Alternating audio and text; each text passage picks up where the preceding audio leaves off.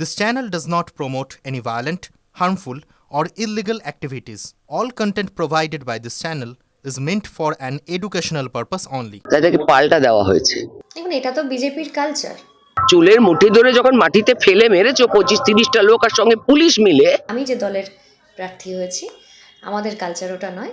আমি সব ভুলে গেছি, কিচ্ছু বলিনি। রাগ পুষে রেখেছি, জেদ পুষে রেখেছি। মমতা বন্দ্যোপাধ্যায়ের ছবি নিয়ে আমরা লড়াই করব এবং আমরা লড়ে জিতব। কর্মীরা এবার আর আক্রান্ত হবে না। একটা দুটো জায়গায় হয়েছে, তাদেরকে পাল্টা দেওয়া হয়েছে। আমাদের চেষ্টা করো না।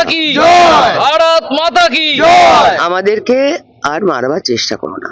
আমাকে অনেক মেরেছো, আমাকে অনেক যন্ত্রণা দিয়েছো, তাও আমাকে দমাতে পারোনি। চুলের মুঠি ধরে যখন মাটিতে ফেলে মেরেছো 25-30টা লোক আর সঙ্গে পুলিশ মিলে ডায়মন্ড হারবার রোডে আধ ঘন্টা গাড়ি থামিয়ে রেখে, কি ভেবেছিলে? হ্যাঁ, আমি সব ভুলে গেছি, কিচ্ছু বলিনি। রাগ পুষে রেখেছি, জেদ পুষে রেখেছি।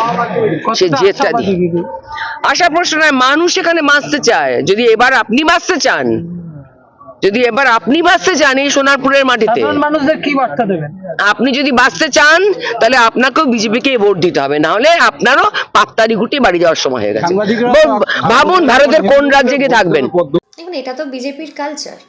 উনি যে দলের প্রার্থী হয়েছেন সেই দলের এটা কালচার। গুন্ডামি, মস্তানি, বাইরে থেকে লোক আনা, হ্যাঁ, অসভ্যতা করা, এটা ওনাদের কালচার। উনি যে দলের সাথে আছেন সেই দলের ওটা কালচার। আমি যে দলের প্রার্থী হয়েছি, আমাদের কালচার ওটা নয়। আমাদের লড়াইয়ের হাতিয়ার হচ্ছে আমাদের উন্নয়ন। সেই উন্নয়নকে সাথে নিয়ে মমতা বন্দ্যোপাধ্যায়ের ছবি নিয়ে আমরা লড়াই করব এবং আমরা লড়ে জিতব। উনি যে গুন্ডামি, মস্তানি,